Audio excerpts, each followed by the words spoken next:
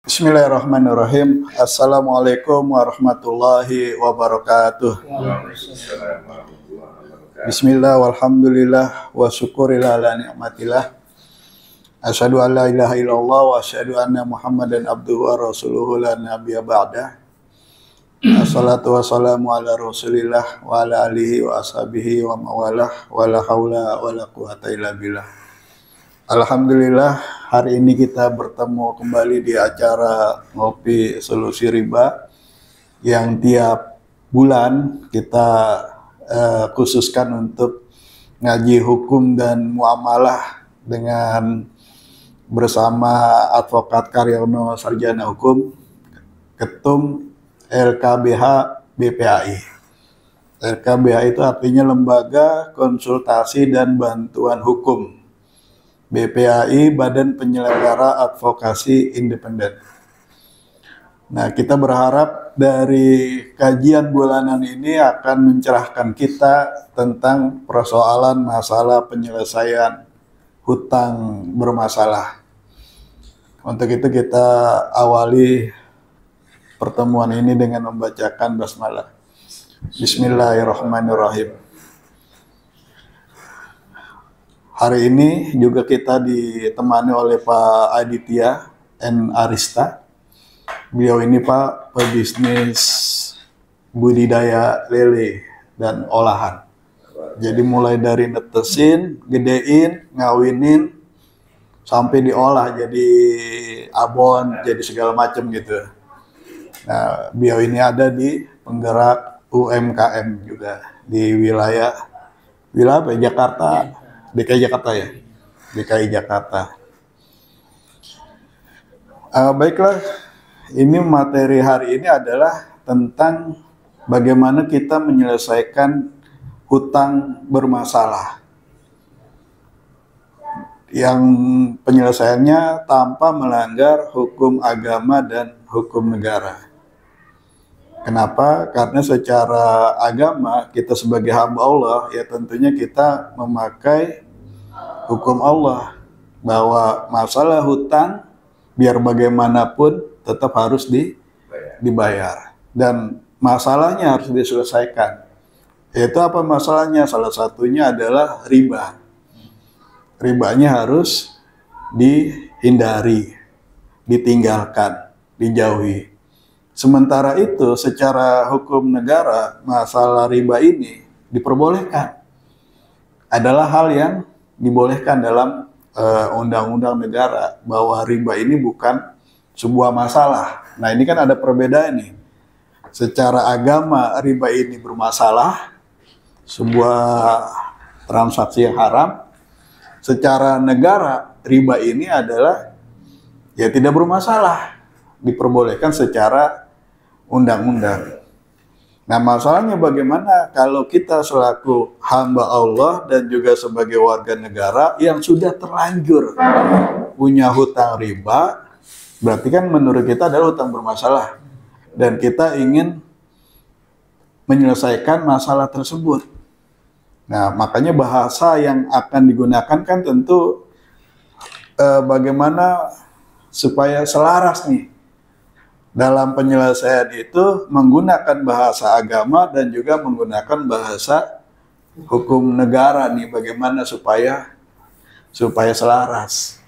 Dan insya Allah pada hari ini kita akan mengambil satu contoh kasus yang menurut orang-orang di komunitas riba, ini kasus yang paling sulit Pak, yaitu masalah leasing.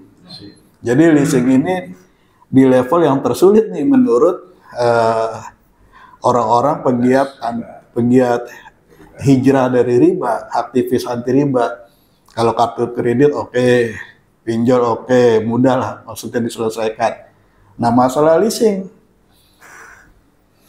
ini menurut mereka adalah masalah yang tersulit. Nah, hari ini masalah sulit itu coba akan kita uraikan. Dan sebelum menuju ke Pak Karyono, saya coba membuat peta dulu nih Pak. Saya akan jelaskan sedikit peta perjalanan hijrah dari riba yang tanpa melanggar hukum agama dan juga hukum negara itu. Nah, coba saya mau menggunakan papan tulis ini. Jadi dari peta ini nanti terlihat posisi agama nanti di mana gitu, posisi nanti hukum negara itu di mana supaya tidak campur aduk dan kita tidak bertolak belakang gitu, dan bahkan akan bersinergi nih, berkolaborasi. Kalau kita tuliskan misalnya hutang bermasalah,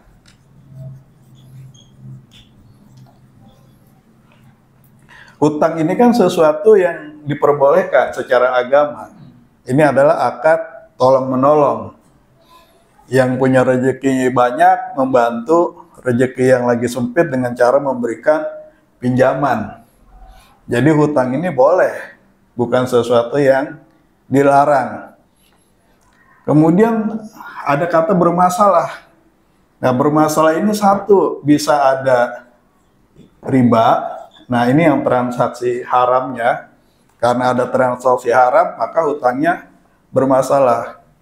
Nah, ini nanti ayat-ayatnya banyak kita bahas. Salah satunya adalah kenapa bermasalah? Ya, yamhaqullahu riba wa yurbi shadaqah. Allah musnahkan riba yang tadinya dia bisa bayar, yang tadinya berpotensi akan bisa bayar, karena ada ribanya, tiba-tiba tidak bisa bayar. Kemudian bermasalahnya di mana? Bermasalahnya pada dokumen-dokumen perjanjian.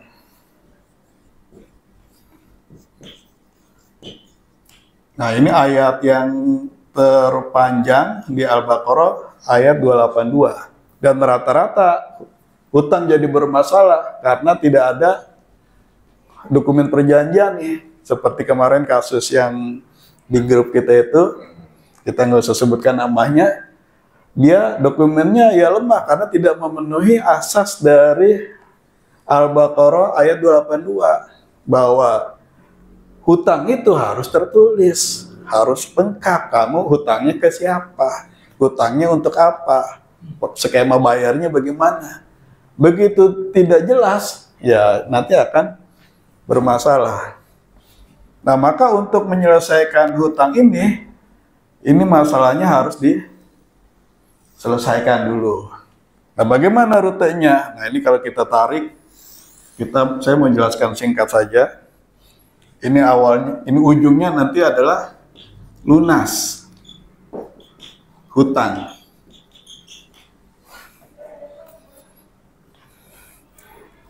Nah, untuk sampai lunas hutang, kita nggak bisa langsung ujuk-ujuk aja sampai ke sana, karena ada masalah-masalah yang harus diselesaikan. Maka harus kita mulai dari sini, dari tobat.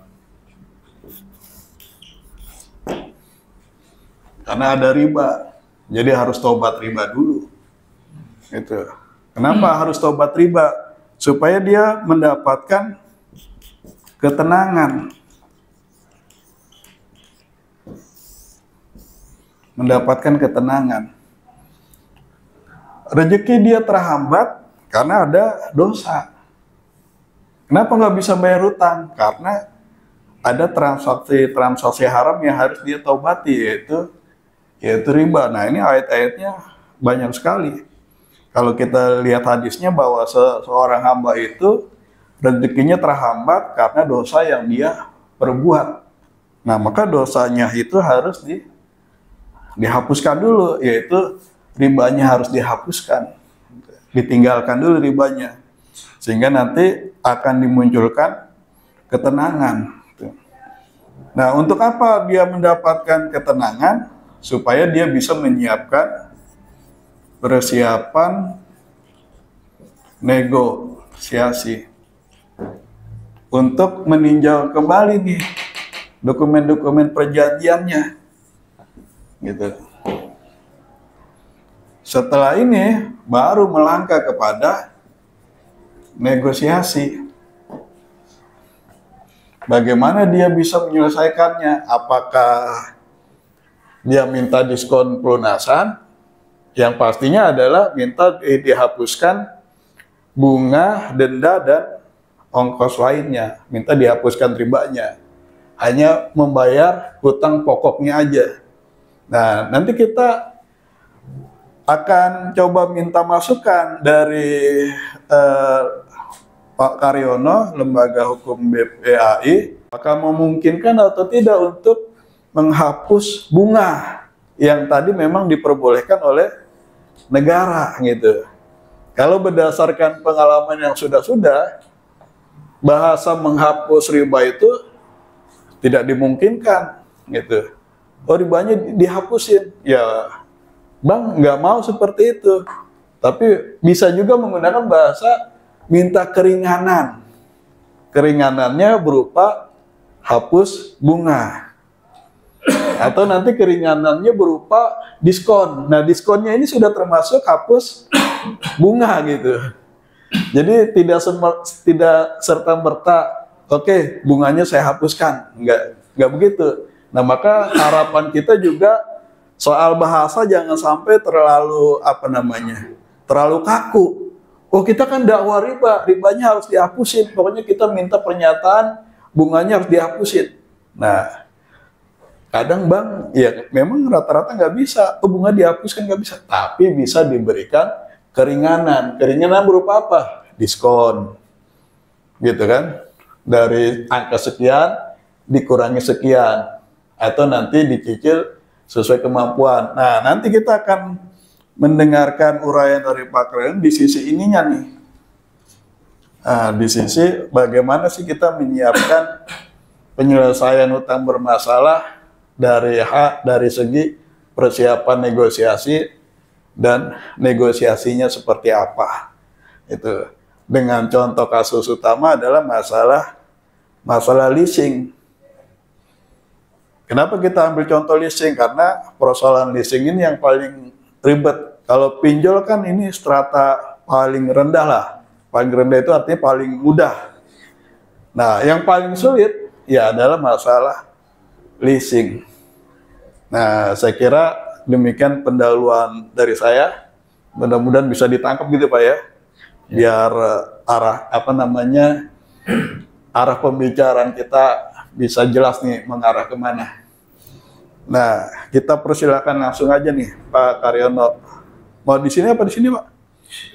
Di sini boleh. Bisa biar mau tulisan-tulisan boleh ya? Ada itunya internetnya. Oh gitu. Ya, kalau gitu saya tutup dulu ya dari saya.